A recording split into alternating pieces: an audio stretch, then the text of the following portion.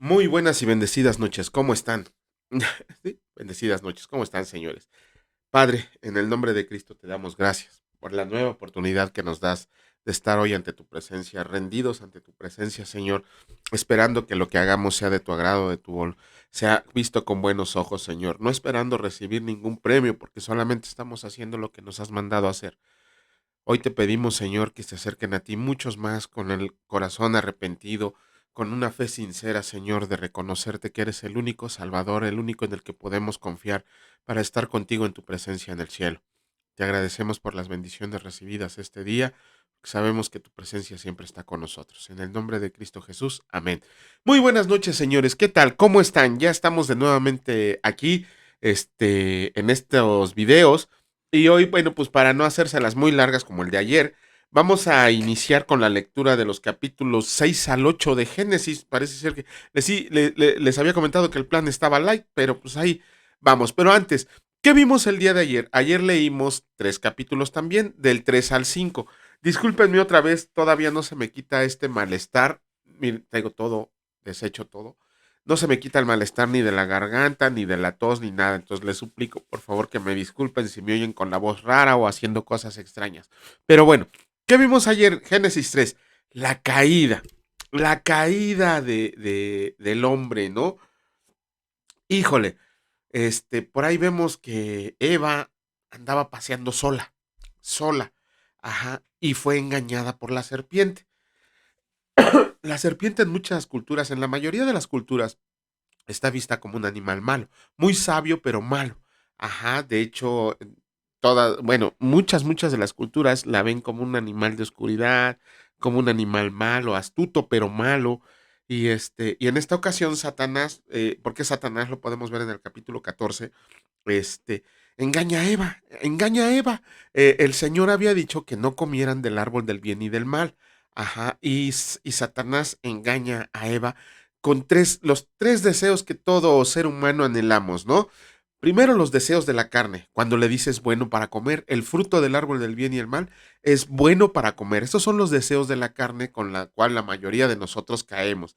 Pero después vienen los deseos de la vista, ¿no? Es agradable a los ojos, el fruto del árbol del bien y el mal fue agradable a los ojos. Vale hacer el señalamiento que no es una manzana. Eso fue en 1500 cuando se empezaron a hacer las representaciones de Eva y de Adán por medio de pinturas. No es una manzana. De hecho, los escritos judíos tampoco señalan específicamente qué clase de fruto era, pero hay algunos escritores judíos que dicen que pudo haber sido un higo o la granada. Por eso la granada iba cosido a sus vestidos. Pero bueno, eso es algo que nos daremos cuenta cuando estemos con el Señor.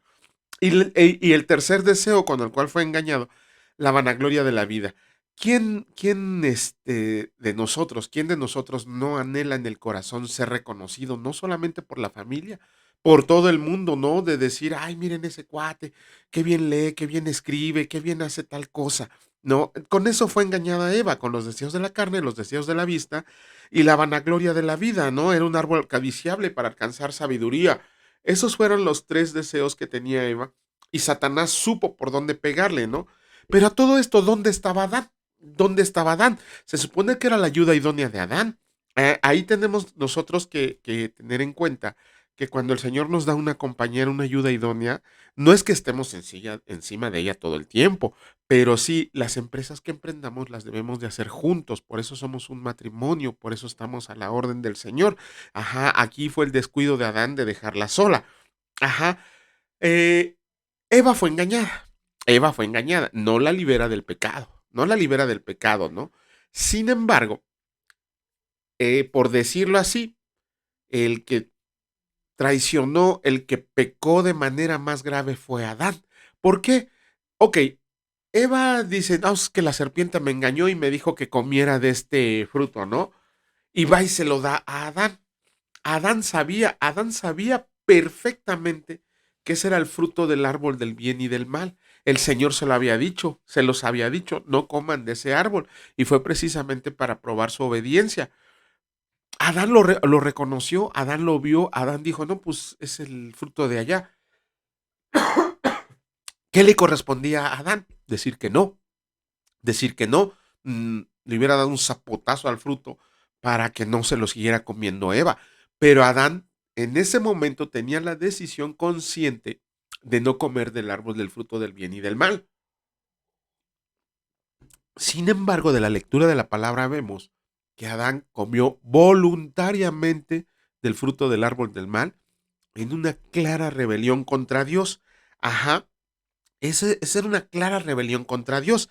Y todavía cuando el Señor los encuentra y le dice, ¿dónde están? Y todo esto, nosotros como pecadores siempre andamos buscando justificación a nuestros pecados. Eso es lo que tenemos que aprender nosotros de la lectura del capítulo 3 de Génesis, ¿no?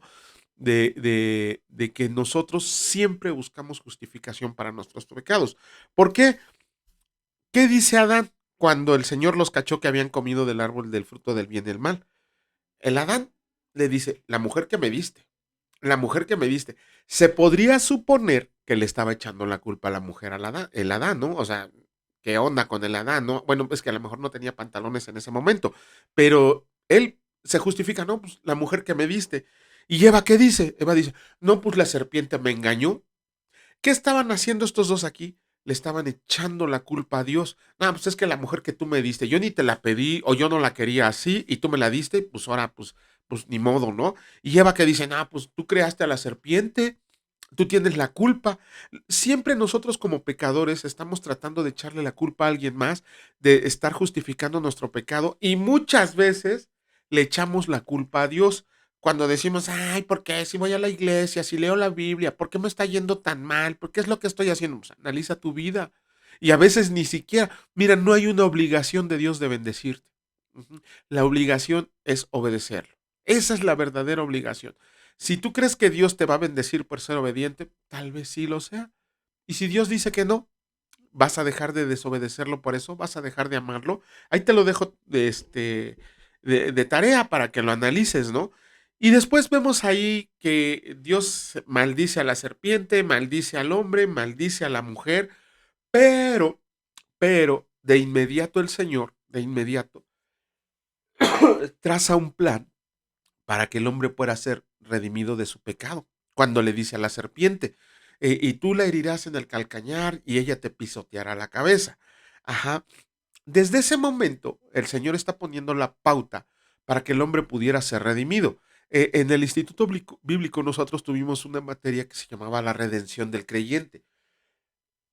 Cómo el plan de Dios existe desde el inicio de la creación hasta el momento en que Jesucristo se presenta en nuestra vida para poder ser redimidos del pecado. Ajá, de esa manera, ahí el Señor puso el plan en marcha para que no todo el hombre viviera mal, para que no todo el hombre la pasara mal, sino que todos fueran, todos tuvieran la oportunidad de repetirse y llegar al reino de los cielos. Ajá, también vemos aquí, bueno, esa parte del versículo 15 se llama el primer evangelio, de hecho es el protoevangelio, la mayoría de los eruditos bíblicos lo conocen como el protoevangelio, ¿por qué? Porque está dando la pauta para que el hombre pudiera ser redimido, ajá, de la simiente de la mujer, Jesucristo. Bueno, también ¿qué vimos? Vimos que como Adán y Eva andaban desnudos y tomaron conciencia de que estaban desnudos, se escondieron, ajá. ¿Y qué dice Dios? ¿Qué hizo Dios? El primer sacrificio de animales del mundo, porque dice que los vistió con una túnica de pieles. ¿Y de dónde iba a tomar la piel Dios? De un animal que tuvo que sacrificar.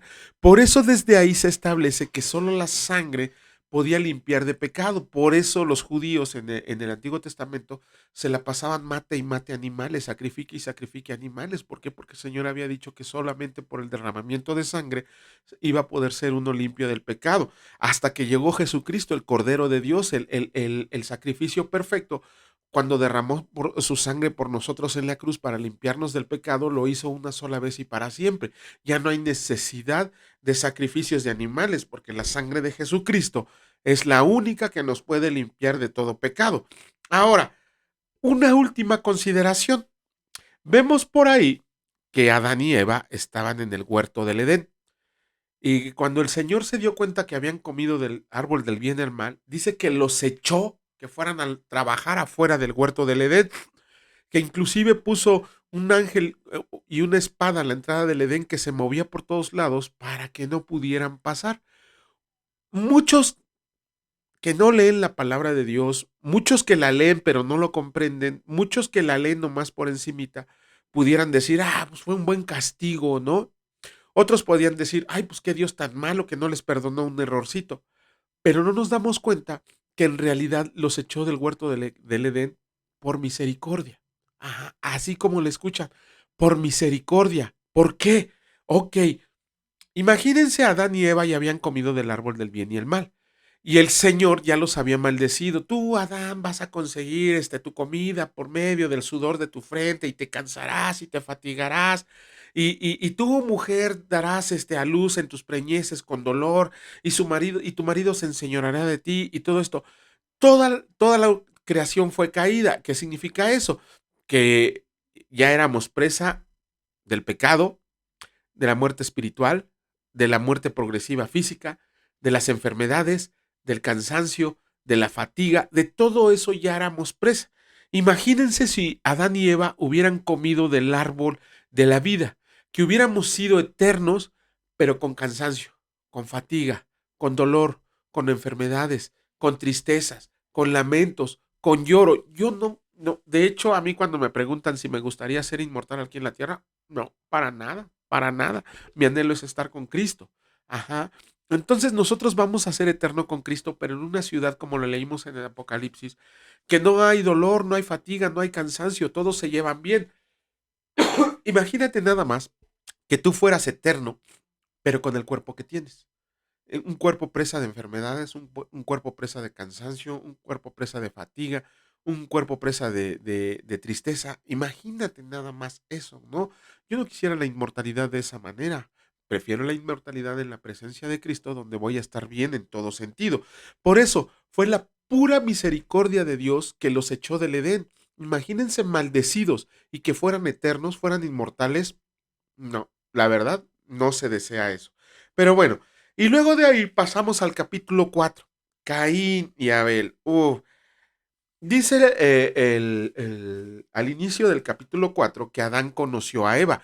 Les había comentado que cuando la palabra dice que un hombre conoce a una mujer, se refiere literalmente a tener relaciones sexuales con ella. Entonces Adán comienza a tener relaciones sexuales con Eva y de ahí surge su descendencia. Empiezan a tener hijos. No dice que tiene un hijo, no dice que tiene dos hijos. Empieza a decir que tiene hijos. Y esto es muy importante por lo que vamos a ver. Ajá. En el versículo 3 del capítulo 4 dice, después de un tiempo. Ajá. Cuando ya habían nacido Caín y Abel, después de un tiempo, en ese versículo no sabemos a qué tiempo se refiere, como pudo haber pasado un día o como pudo haber pasado siglos, porque en ese momento los hombres vivían siglos. Y estamos viendo, perdón, que Caín y Abel ya eran personas grandes, ya eran adultos. ¿Cuánto tiempo pasó? No lo sabemos. ¿Por qué es importante esto? Lo vamos a ver ahorita más adelante. Ok, este, ese fue un tiempo necesario para que Adán y Eva tuvieran mucho más hijos. ¿Por qué? Porque Dios les había dicho que multiplicaran la tierra. ¿Cuántos hijos tuvieron en siglos? Bueno, imagínense que tuvieran uno por año, ¿no? Imagínense nada más que tuvieran uno por año. Que vemos así que hay familias que tienen uno por año y ellos este Adán que vivió 800 años, imagínense cuántos hijos pudo haber tenido. Es más, que tuvieran uno cada 10 años. En un siglo tuvieran 10. Si Adán vivió 7 siglos, estamos hablando de 700 hijos, ¿no? Ahí hagan cuentas. Ok, nos damos cuenta que de repente a Abel se le ocurre hacer un sacrificio al Señor. ¿Y qué dice Abel? Voy a llevar lo mejor que tengo para el Señor. Y agarra al primogénito. Recuerden que Abel criaba ganado. Agarra al primogénito de lo mejor que tenía y se lo ofrece al Señor. Un sacrificio. Caín lo ve y dice, pues si tú puedes, yo también. Y Caín empieza así como que a buscar, ¿no? Pues estas hierbitas. Y va y se las presenta al Señor. Y la palabra dice que el sacrificio de Abel fue acepto. ¿Por qué? Porque fue lo mejor que tenía y se lo ofreció al Señor, y que el de Caín fue desechado porque fueron unas simples hierbas. Y ojo, no estoy diciendo que Dios desprecie las hierbas. De hecho, vemos que en el Antiguo Testamento una de las leyes decía que cuando no tenías dinero para sacrificar un cordero, un buey, una vaca, un becerro, un macho cabrío, podrías sustituirlo por por unas tortolitas, unos palominos, inclusive por un efa de harina, por un hin de aceite. No es que Dios desprecie lo que le estás presentando. Lo que Dios desprecia es tu hipocresía. Apliquémoslo en nuestra vida, apliquémoslo en nuestra vida. Yo voy a la congregación y doy mi ofrenda. Pero mi mente está pensando, seguramente el pastor necesita un traje nuevo y va a utilizar lo que le estoy dando de dinero para irse de vacaciones a Nueva York y pagarle un corte de pelo a su hijo de $700, ¿no? Para eso va a ser mi ofrenda. Desde ahí, ya Dios no está aceptando esa ofrenda porque la estoy dando con hipocresía. Entonces, si yo agarro mi ofrenda y se la doy al Señor, Señor, tú sabes esta semana cómo se me fue, pero de lo que me diste, aquí te regreso algo. Perdóname porque a lo mejor no es lo suficiente, pero te la doy de todo corazón. ¿Qué va a pasar con esa ofrenda? Que va a ser de agradable a los ojos del Señor. Si no, váyanse a leer lo de la viuda que echó dos blancas, dos moneditas de 50 centavos, por así decirlo, que de todo lo que tenía lo echó, a diferencia de los fariseos que echaban lo que los sobraba. Por eso cuando ofrendes, no sigas el ejemplo de Caín, que des lo que tienes a la vista, que des lo que te sobra, que des cualquier cosa. Da lo mejor de ti, da lo mejor de ti y con un corazón alegre. Ajá, bueno, dice, ok, en ese mismo capítulo vemos que a Caín lo mandan a ser errante en la tierra y Caín se queja y le dice al Señor, pero pues cualquiera que me vea me va a matar. Primero que nada, ¿quién lo iba a ver? ¿Quién lo iba a ver, no? Que el Señor le tuvo que poner el sello en la frente para que nadie lo matara. Y segundo, dijo que tuvo esposa. Aquí hay dos cosas que tenemos que ver. ¿De dónde tomó a su esposa y quién lo iba a ver? Ok, estamos viendo que en el versículo 3, Caín y Abel ya eran hombres adultos. Estamos viendo que después de un tiempo, dice la palabra, y estamos viendo que Adán y Eva vivieron más de 700 años. Ajá, eso habla de que poblaron el mundo, empezaron a poblar el mundo. Estábamos haciendo cuentas, si se tenían un hijo cada 10 años, tuvieron alrededor de 700 hijos. Imagínense nada más, 700 hijos los angelitos, ¿no? 10 por siglo, 7 siglos, 70, perdón, 70. No, sí, 10 por, si es uno cada 10 años, son 10 por siglo. Ya hasta me hice bolas, pero imagínense nada más. Bueno, ok, 70 hijos, pero cada uno de esos hijos empezó a tener hijos con otra descendencia. Entonces, eso quiere decir que la tierra ya estaba muy poblada y que se empezaron a repartir por diferentes partes del mundo. Ajá. Y de ahí, Caín pudo haber tomado, no a una tía, porque Eva no tenía hermanas, no a la suegra, ¿por qué? Pues porque Adán no tenía suegra. Y lo que sí tenía a Caín era hermanas y primas, ajá, sobrinas, probablemente. Entonces él pudo haber tomado por esposa a una hermana, a una sobrina o a una prima. Ajá, pero tenemos que tener en cuenta también dos cosas, que en ese tiempo todavía no estaba prohibido el matrimonio entre hermanos, más adelante en su ley el Señor lo prohibió, y también no había un riesgo genético de malformaciones. ¿Por qué? Porque la sangre era pura, la sangre era perfecta, venían de Adán.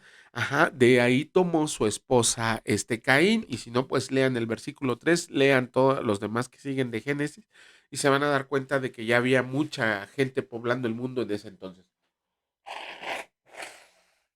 Discúlpenme, por favor. Ajá, bueno, capítulo 5, Set y su descendencia. ¿Por qué es tan importante la descendencia de Set? Ok, por dos razones, por dos razones. La primera y más importante es que de Set desciende Jesucristo. Ajá, por eso la palabra dice en Lucas, ¿no? Hijo de Set, hijo de Adán, hijo de Dios. Ajá. Entonces, de la descendencia de Set, que es una alegría para Eva por el hijo que le había sido arrebatado, desciende Jesucristo. Esa es la gran importancia de la genealogía, de nombrar la genealogía de Adán. Pero también podemos ver a corto plazo que de la descendencia de Set nace el famosísimo Enoc, ajá, que no dejó ningún libro, para que no los anden engañando, que Enoc dejó un libro, ¿no? Y si lo dejó, nunca ha sido encontrado. O sea, todo aquello que lean de internet, que el libro de Enoch y que todo esto, son libros apócrifos que ni siquiera Enoch los escribió, y está demostrado arqueológicamente que Enoch no escribió el famoso libro que anda por ahí, el libro de Enoch. Cuando ustedes quieran leer el libro de Enoch o libros apócrifos, tienen que pedirle permiso a Dios. ¿Por qué? Porque si no está uno preparado para leer los libros apócrifos, vas a creer las tontas doctrinas que vienen ahí insertas. Yo me tardé 2 años tratando de conseguir el permiso del Señor para poder leer los libros apócrifos, y hasta que el Señor consideró que estaba yo preparado, ya me los dejó leer. Pero bueno, ¿qué de importancia tiene Enoc? Ok, dice la palabra que Enoc caminó por fe con Dios, caminó con fe por Dios. Ajá, se dedicó a agradarle y a obedecerle. Y que su justo premio fue arrebatado para el cielo. En la palabra de Dios, en la Biblia completa, hay 7 arrebatamientos. El último es el de la tribulación y este es el primero. Este es el primer arrebatamiento que vemos que fue llevado al cielo. Ajá. Pero esta es una muestra del plan redentor de Dios. ¿Por qué? Porque si Enoc fue arrebatado al cielo por la obediencia que le mostró el Señor, imagínense si el día de mañana es el inicio de la tribulación. ¿Cuántos de nosotros nos quedaríamos? ¿Cuántos verdaderamente nos iríamos a la iglesia de Jesucristo? ¿Seríamos la esposa del Cordero? ¿Cuántos nos iríamos? ¿Por qué? ¿Quién de nosotros camina perfectamente delante de Dios? ¿Quién de nosotros camina por fe? ¿Quién de nosotros camina obedeciéndole? Esa es la enseñanza que tenemos que aprender de Enoc. Enoc fue agradable y caminó en obediencia al Señor y con fe. Fue arrebatado al cielo. Si nosotros caminamos con fe, caminamos en obediencia y caminamos haciendo cosas agradables al Señor, y no me refiero a obras, cosas agradables es compartir su evangelio, cumplir los mandamientos que dejó Jesucristo, todo ese tipo de situaciones. Entonces, si mañana es la tribulación, pues ahí estarán viendo desde primera plana lo que va a pasar en el mundo, mientras nosotros ya estaremos en las bodas del Cordero, ¿sale? Pero bueno, con eso concluimos el pequeñísimo resumen que tenemos acerca de los capítulos que leímos ayer. Y vamos a comenzar con la lectura del capítulo 6 del libro de Génesis. Y escrito está, dice, la maldad de los hombres. Aconteció que cuando comenzaron los hombres a multiplicarse sobre la faz de la tierra, y les nacieron hijas, que viendo los hijos de Dios que las hijas de los hombres eran hermosas, tomaron para sí mujeres, escogiendo entre todas. Y dijo el Señor, no contenderá mi espíritu con el hombre para siempre, porque ciertamente él es carne, mas serán sus días 120 años. Había gigantes en la tierra en aquellos días, y también después que se llegaron los hijos de Dios a las hijas de los hombres, y les engendraron hijos. Estos fueron los valientes que desde la antigüedad fueron varones de renombre. Y vio el Señor que la maldad de los hombres era mucha en la tierra, y que todo designio de los pensamientos del corazón de ellos era de continuo solamente el mal. Y se arrepintió el Señor de haber hecho hombre en la tierra, y le dolió en su corazón. Y dijo el Señor, raeré de sobre la faz de la tierra a los hombres que he creado, desde el hombre hasta la bestia, y hasta el reptil y las aves del cielo, pues me arrepiento de haberlos hecho. Pero Noé halló gracia ante los ojos del Señor. Noé construye el arca. Estas son las generaciones de Noé. Noé, varón justo, era perfecto en sus generaciones. Con Dios caminó Noé y engendró Noé 3 hijos, a Sem, a Cap y a Jafet. Y se corrompió la tierra delante de Dios y estaba la tierra llena de violencia. Y miró Dios la tierra y he aquí que estaba corrompida, porque toda carne había corrompido su camino sobre la tierra. Dijo pues Dios a Noé, he decidido el fin de todo ser, porque la tierra está llena de violencia a causa de ellos, y he aquí que yo los destruiré con la tierra. Hazte un arca de madera de gofer, harás aposentos en el arca, y la calafatearás con brea por dentro y por fuera, y de esta manera la harás. De 300 codos la longitud del arca, de 50 codos su altura, y de 30 codos su altura. Una ventana harás al arca, y la acabarás a 1 codo de elevación por la parte de arriba, y pondrás la puerta del arca a su lado, y le harás piso bajo, segundo y tercero. Y he aquí que yo traigo un diluvio de agua sobre la tierra para destruir toda carne, en que haya espíritu de vida debajo del cielo. Todo lo que hay en la tierra morirá, mas estableceré mi pacto contigo y entrarás en el arca tú, tus hijos, tu mujer y las mujeres de tus hijos, contigo, y de todo lo que vive, de toda carne, 2 de cada especie meterás en el arca para que tengan vida contigo, macho y hembra serán, de las aves según su especie y de las bestias según su especie, de todo reptil de la tierra según su especie, 2 de cada especie entrarán contigo para que tengan vida, y toma contigo de todo alimento que se come y almacénalo, y servirá de sustento para ti y para ellos. Y lo hizo así Noé, hizo conforme a todo lo que Dios le mandó. Capítulo 7, escrito está. El diluvio. Dijo luego el Señor a Noé, entra tú y toda tu casa en el arca, porque a ti he visto justo delante de mí en esta generación. De todo animal limpio tomarás 7 parejas, macho y su hembra, mas de los animales que no son limpios, una pareja, el macho y su hembra. También de las aves de los cielos, 7 parejas, macho y hembra, para conservar viva la especie sobre la faz de la tierra. Porque pasados aún 7 días, yo haré llover sobre la tierra 40 días y 40 noches, y raeré de sobre la faz de la tierra a todo ser viviente que hice. E hizo Noé conforme a todo lo que le mandó el Señor.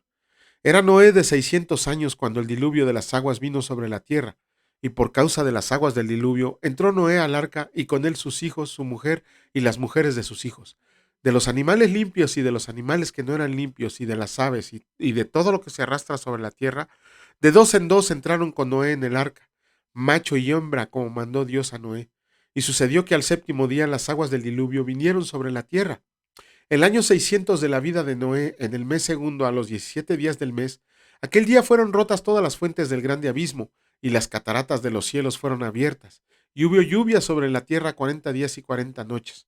En este mismo día entraron Noé y Sem y Cam y Jafet, hijos de Noé, la mujer de Noé y las 3 mujeres de sus hijos, con él en el arca.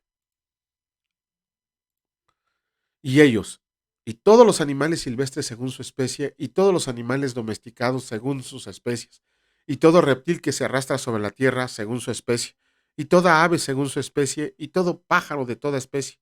Vinieron pues con Noé al arca, de dos en dos de toda carne en que había espíritu de vida, y los que vinieron, macho y hembra de toda carne vinieron, como le había mandado Dios, y el Señor le cerró la puerta. Y fue el diluvio 40 días sobre la tierra, y las aguas crecieron, y alzaron el arca y se elevó sobre la tierra. Y subieron las aguas y crecieron en gran manera sobre la tierra. Y flotaba el arca sobre la superficie de las aguas, y las aguas subieron mucho sobre la tierra. Y todos los montes altos que había dejado de todos los cielos, que había debajo de todos los cielos, fueron cubiertos. 15 codos más altos subieron las aguas después que fueron cubiertos los montes. Y murió toda carne que se mueve sobre la tierra, así de aves como de ganado y de bestias, y de todo reptil que se arrastra sobre la tierra, y todo hombre. Todo lo que tenía aliento de espíritu de vida en sus narices, todo lo que había en la tierra murió. Así fue destruido todo ser que vivía sobre la faz de la tierra, desde el hombre hasta la bestia, los reptiles y las aves del cielo, y fueron raídos de la tierra, y quedó solamente Noé y los que con él estaban en el arca. Y prevalecieron las aguas sobre la tierra 150 días. Y se acordó Dios de Noé, capítulo 8. Y se acordó Dios de Noé y de todos los animales y de todas las bestias que estaban con él en el arca. Hizo pasar Dios un viento sobre la tierra y disminuyeron las aguas y se cerraron las fuentes del abismo y las cataratas de los cielos, y la lluvia de los cielos fue detenida, y las aguas decrecían gradualmente de sobre la tierra, y se retiraron las aguas al cabo de 150 días, y reposó el arca en el mes séptimo a los 17 días del mes sobre los montes del Ararat. Y las aguas fueron decreciendo hasta el mes décimo. En el décimo, al primero del mes, se descubrieron las cimas de los montes. Sucedió que al cabo de 40 días abrió Noé la ventana del arca que había hecho y envió un cuervo, el cual salió y estuvo yendo y volviendo hasta que las aguas se secaron sobre la tierra. Envió también de sí una paloma para ver si las aguas se habían retirado de sobre la faz de la tierra. Y no halló la paloma donde sentar la planta de su pie, y volvió a él al arca, porque las aguas estaban aún sobre la faz de toda la tierra. Entonces él extendió su mano y tomándola, la hizo entrar consigo en el arca. Esperó aún otros 7 días y volvió a enviar la paloma fuera del arca, y la paloma volvió a él a la hora de la tarde. Y he aquí que traía una hoja de olivo en el pico, y entendió Noé que las aguas se habían retirado de sobre la tierra. Y esperó aún otros 7 días y envió la paloma, la cual no volvió ya más a él. Y sucedió que en el año 601 de Noé, en el mes primero, el día primero del mes, las aguas se secaron sobre la tierra, y quitó Noé la cubierta del arca y miró, y he aquí que la faz de la tierra estaba seca, y en el mes segundo, a los 27 días del mes, se secó la tierra. Entonces habló Dios a Noé diciendo: Sal del arca tú, y tu mujer, y tus hijos, y las mujeres de tus hijos contigo, y todos los animales que están contigo de toda carne, de aves y de bestias, y de todo reptil que se arrastra sobre la tierra. Sacarás contigo y vayan por la tierra, y fructifiquen y multiplíquense sobre la tierra. Entonces salió Noé y sus hijos, su mujer y las mujeres de sus hijos con él, todos los animales y todo reptil y toda ave que se mueve sobre la tierra según sus especies salieron del arca. Y edificó a Noé un altar al Señor, y tomó de todo animal limpio y de toda ave limpia, y ofreció holocausto en el altar. Y percibió el Señor olor grato, y dijo Dios en su corazón: No volveré más a maldecir la tierra por causa del hombre, porque el intento del corazón del hombre es malo desde su juventud, ni volveré más a destruir a todo ser viviente como he hecho. Mientras la tierra permanezca, no cesarán la sementera y la siega, el frío y el calor, el verano y el invierno, y el día y la noche. Permítanme un momento. Ay, Génesis 8:21. Tengo que estudiar ese versículo. Bueno, eh, con esto terminamos la lectura del día de hoy del libro de Génesis. Nos aventamos 3 capítulos. Ya mañana, si Dios lo permite, estaremos haciendo el comentario que corresponde, que el Señor haya puesto en mi corazón, en nuestro corazón. Vamos a continuar con la lectura. En esta ocasión nos toca el capítulo 3 del libro del Evangelio de Mateo. Pero antes, ayer leímos el capítulo 2. ¿Qué vimos el capítulo 2 de Mateo? Un acontecimiento estremecedor y que la gente no comprende. Vimos la visita de los magos de Oriente. Ajá. Aquí hay muchas confusiones con estos magos. Vamos a tratar de discernir un poquito quiénes eran estos magos, por qué vinieron, todo este tipo de cuestiones. Bueno, primero que nada tenemos que comprender que no fue en el nacimiento de Jesús. Eso es un hecho, ¿cómo se llama? Que se evidencia con la misma palabra. Si quieren ver por qué decimos que no fue en el nacimiento de Jesús, lean el versículo 11 otra vez y el versículo 16 y ahí se van a dar cuenta por qué no fue en el nacimiento de Jesús, ni ahora que vienen los reyes el 5, dicen el 5 de enero, no fue 10 días después, no. Estamos hablando que la visita de los magos de Oriente fue aproximadamente mm, entre dos, entre 1 y 2 años después del nacimiento de Jesús. No fue en el pesebre, desgraciadamente. Para los señores católicos tenemos otra vez que derribarles un mito acerca de que no es el 6 de enero, no es 10 días después. ¿Por qué? Ahorita lo vamos a ver más adelante con una cuestión horrenda que vamos a ver. ¿De dónde vendían estos reyes, estos magos de Oriente? No eran reyes, no, eran magos de Oriente. Por ahí hay una versión de la palabra de Dios, creo que es la NBI, que dice sabios de Oriente. Ajá, pero la palabra en el hebreo original dice magos de Oriente, que en realidad el término mago se lo daban inclusive a los astrólogos. Ajá, eso tenemos que comprender muy bien, que a los astrólogos se les daba el título de magos porque, porque, ¿cómo se llama? Eh, Ellos, ay, perdón, se dedicaban a estudiar las estrellas y podían adivinar acontecimientos futuros como eclipses, como cosas que tenían que ver con los movimientos de los astros. Por eso les llamaban magos, ¿no? Pero lo más acertado, dice John MacArthur, es que eran unos astrólogos, ¿no? Ajá. ¿De dónde venían? Lo más probable que venían de Persia. ¿Por qué? Por los regalos que traían, el oro, incienso y mirra. Ajá, que era muy fácil encontrar eso en Persia, por el conocimiento precisamente que tenían de las estrellas. Eran unas personas que se dedicaban a observar los astros. Y si leemos fuentes extrabíblicas, nos vamos a dar cuenta que tanto los persas, los medos y los babilonios eran un apasionado de los estudios del firmamento, los asirios. Ujú. Y el conocimiento de la escritura que tenían, de la profecía contenida en la escritura. Y esto se lo debemos a Daniel, porque recuerden que él estuvo preso en Babilonia y en Persia. Ajá, si lo vemos ahí, él les debe de haber enseñado las profecías que venían en la escritura hebrea. Ok, vamos a ver uno de los acontecimientos más aterradores de la palabra del Señor, muy mal comprendido en estos tiempos. De hecho, inclusive, este, yo no sé por qué lo celebran. En el año que terminó, el día 28 de diciembre se celebra la fiesta de los santos inocentes. Ajá. La Iglesia Católica celebra la fiesta de los santos inocentes. Y de hecho, inclusive muchos lo ven como un día para hacer bromas, un día para hacer bromas. Otros lo ven así para hacerse regalos. Otros lo ven así como un día normal. Y estoy hablando de la doctrina católica, porque quienes conocemos la palabra de Dios sabemos lo que pasó el Día de los Inocentes. Imagínense ustedes que en este momento en el lugar donde residimos, en la colonia donde vivimos, en la ciudad donde vivimos, el municipio, la alcaldía, el poblado donde vivimos, llegaran grupos armados, que se ha dado en México. Ujú. Llegaran grupos armados y empezaran a matar a nuestros hijos.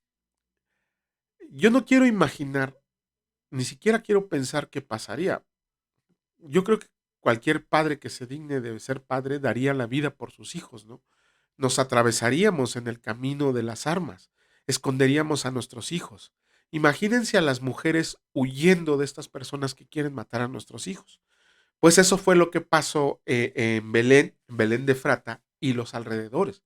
Herodes mandó a sus soldados a que mandaran, a que mataran a todo aquel menor de 2 años para abajo. Por eso también decimos, eso lo viene en el versículo 16, que la visita de los reyes, de los magos de Oriente, no fue en el nacimiento de Jesús ni 10 días después, pudo haber sido inclusive 2 años después, porque aquí cuando los magos se enteraron que Herodes tenía mal plan para el Hijo de Dios, se fueron por otro lado y Herodes se enojó tanto cuando se enteró que los magos habían escapado. ¿Cuánto tiempo pudo haber pasado después de que se escaparon si lo tenían vigilados? ¿5 días? ¿10 días? Y Herodes manda matar a todos los de 2 años para abajo. Imagínense el sufrimiento de las mujeres de ver a sus hijos traspasados por espada, azotados, partidos a la mitad, degollados. Y no estoy hablando de hijos mayores, estoy hablando de bebés, estoy hablando de niños que apenas si se sabían caminar. Así imagínense la tristeza de las mujeres del cumplimiento de la profecía del profeta Jeremías, capítulo 31, versículo 15, ¿no? Cuando dice que Raquel lloraba desconsolada por sus hijos. Imagínense la tristeza de las madres, el dolor de las madres, porque no solo se echaron niños. Yo como padre doy la vida por mi hija, y si alguien le quiere hacer daño, primero tiene que pasar por mí. Imagínense los padres atravesándose en el camino de las espadas, a las madres corriendo al bosque, a los campos, intentando evitar que no mataran a sus hijos. Dice un escritor que aproximadamente mataron a cerca de 76 niños. No sabemos cuántos fueran. Así hubiera sido uno, así hubieran sido 1000, el dolor es el mismo. Entonces, esos que celebran el Día de los Inocentes con bromas, que lo celebran con fiestas, que lo celebran con comidas, que lo celebran dándose regalos, en realidad deberían analizar lo que sufrieron las mujeres de ese tiempo. Si las mujeres de ese tiempo, si ellas están en el cielo y tuvieran la oportunidad de bajar ese día a la tierra, se le cansarían las manos de abofetear a estas malas bestias, como dice Pablo, a todas estas malas bestias, de hacer una fiesta de un suceso tan terrible, la matanza de los niños. Pero bueno, ojalá Dios les dé tiempo de arrepentirse. Bueno, después vemos dos puntos importantísimos. Bueno, uno importantísimo. ¿A quién vinieron a adorar los magos de Oriente? ¿A quién vinieron a adorar? Y lo dice la Biblia de las Américas, lo dice la Biblia del Jubileo, lo dice la Biblia de Jerusalén, lo dice la Reina Valera, lo dice la Nueva Versión Internacional.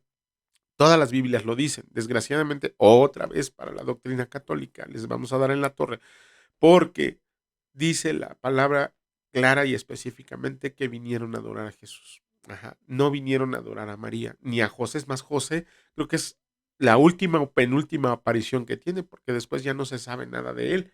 De María todavía vemos que dice él sus últimas palabras allá cuando le ordena, bueno, cuando le dice a Jesucristo que convierta el agua en vino.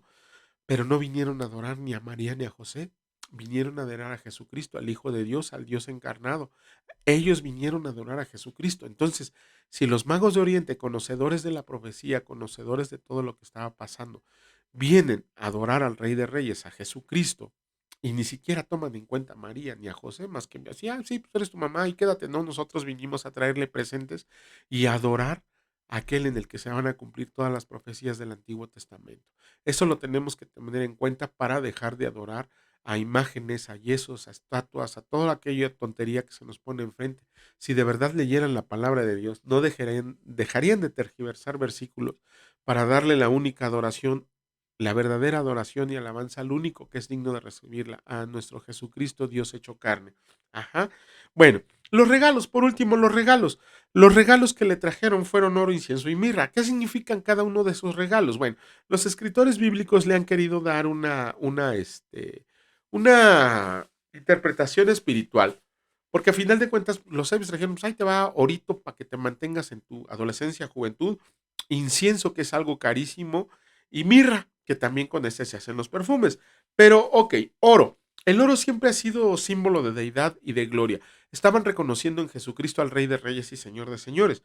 El incienso es un aroma agradable. De hecho, en el Apocalipsis y en el Antiguo Testamento leemos que el incienso es de olor agradable al Señor. Y el incienso está señalando la vida perfecta y sin pecado de nuestro Señor y Salvador Jesucristo. De hecho, en Apocalipsis leímos que dice que el incienso son las oraciones de los santos, los escogidos de Dios.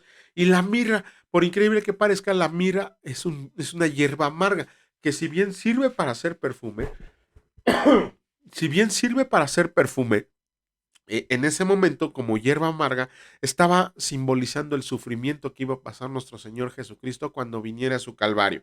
Ajá, pero bueno,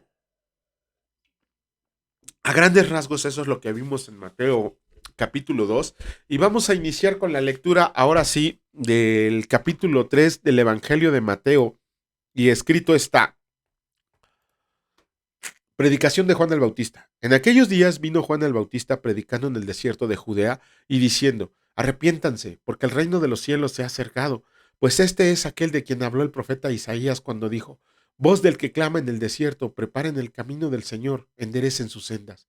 Y Juan estaba vestido de pelo de camello y tenía un cinto de cuero alrededor de sus lomos, y su comida eran langostas y miel silvestre, y salía a él Jerusalén y toda Judea y toda la provincia de alrededor del Jordán, y eran bautizados por él en el Jordán, confesando sus pecados. Al ver que muchos de los fariseos y de los saduceos venían a su bautismo, les decía: Generación de víboras, ¿quién les enseñó a huir de la ira venidera?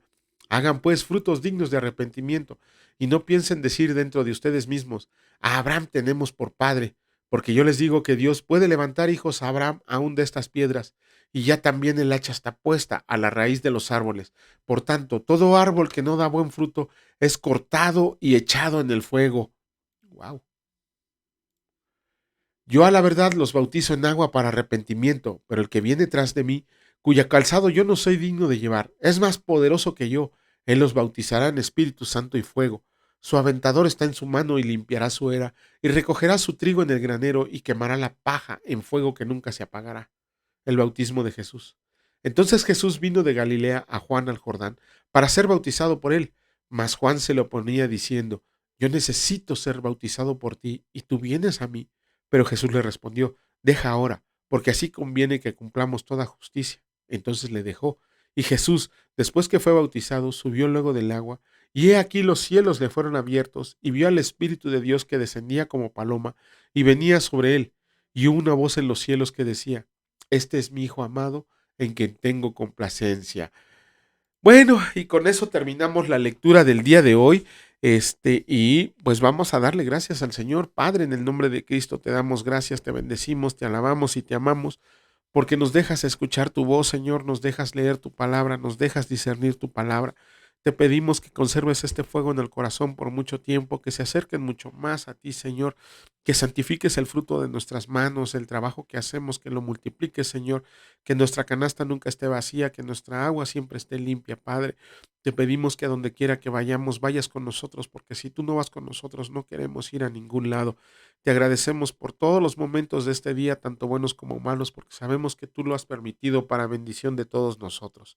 Te alabamos y te bendecimos en el nombre de Cristo Jesús. Amén. Que Dios los bendiga, señores, y si Dios lo permite, nos vemos el día de mañana. Cuídense mucho, hasta luego.